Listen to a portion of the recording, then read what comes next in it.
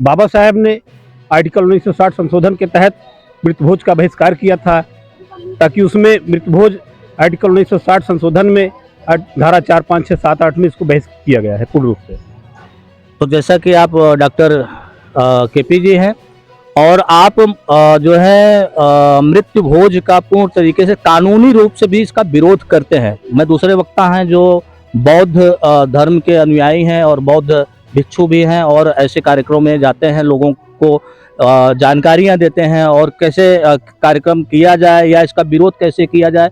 घोड़ीपुर है ये गांव का नाम, ग्राम सभा का, और मैं यहाँ लगभग 3 घंटे से हूँ।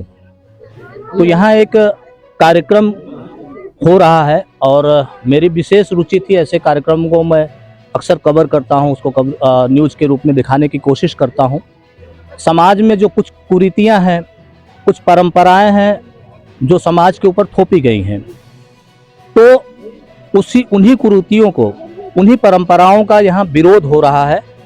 मैं अपने चैनल के माध्यम से ये समस्त लोगों को दिखाने की कोशिश करूँगा कि किस तरीके से समाज के हर वर्ग पे एक परंपरा थोपी गई है, जो कहीं न कहीं वो परंपरा मानव जाति को नुकसान पहुंचा रही है। और उसी परंपरा में से एक परंपरा है 13वीं का भोज, जो 13वीं हम लोग मनाते हैं।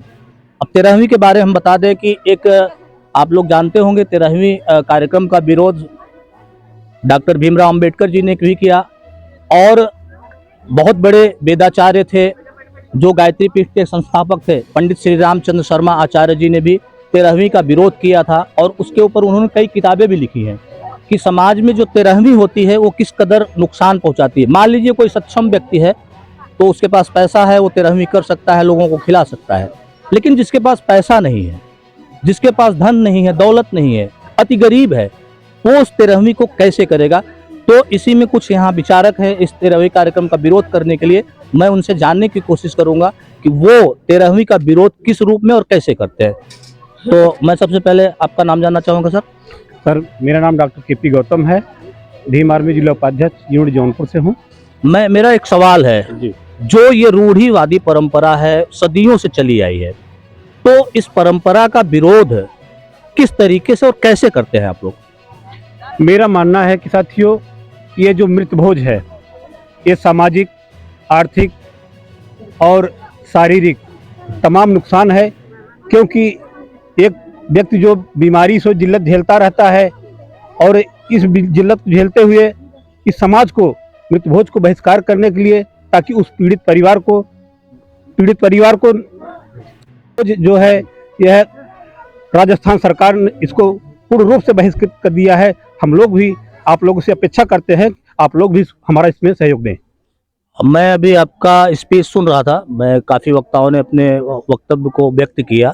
मैं उसमें सुन रहा था कि डॉक्टर भीमराव अंबेडकर जी ने संविधान में भी इसके लिए कुछ लिखा है, तो जरा उसके ऊपर प्रकाश डालें ताकि हमारे चैनल के माध्यम से लोग उस जो है, जो कानून है हमारे यहाँ CRPC की धारा जो है वो क्या है, उसके बारे में थोड़ा सा प्रकाश डालेंगे। बाबा साहब ने आर्टिकल 1960 संशोधन के तहत मृतभोज का बहिष्कार किया था, ताकि उसमें मृतभोज आर्टिकल 1960 संशोधन में धारा 4, 5, 6, 7, 8 में इसको बहिष्कृत किया गया है पूर्ण रूप से।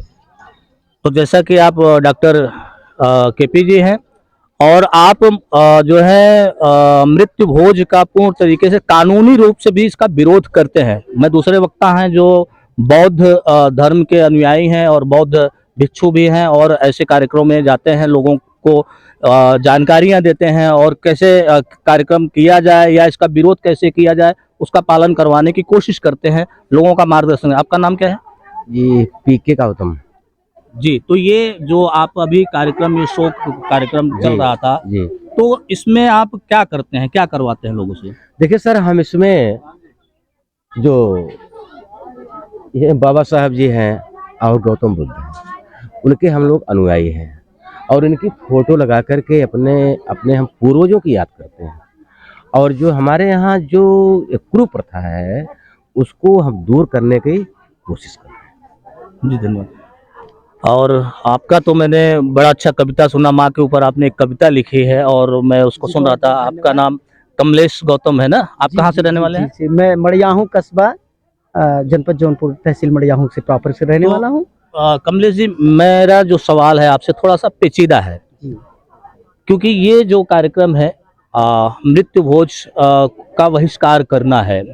देखिए, चूंकि मैं भी कुछ न कुछ लोगों से जानता रहता हूँ, आप लोगों से सुनता रहता हूँ, तो कहीं न कहीं ठीक है। अभी मैं आ रहा था तो मेरे पहले नज़र में वहाँ कुछ जो टेंट के बर्तन थे उसमें कुछ न कुछ चीज़ें पक रही थी, है ना? तो अगर पकाया जा रहा है तो जाहिर सी बात है उसका लोग भोजन करेंगे ही। तो एक तरफ जब हम ऐसे चीज़ों को बोलते हैं मंच पे खड़े होके और फिर पीठ पीछे वही चीज़ों को करते हैं, तो उसका क्या असर पड़ता है? क्या आप लोगों का जो कार्य है वो सफल होता है कि नहीं होता है? बहुत तेजी से हमारा कार्य सफल हो रहा है सर, और मैं पूरी कोशिश कर रहा हूँ कि अपने समाज को जगाने की, अपने समाज का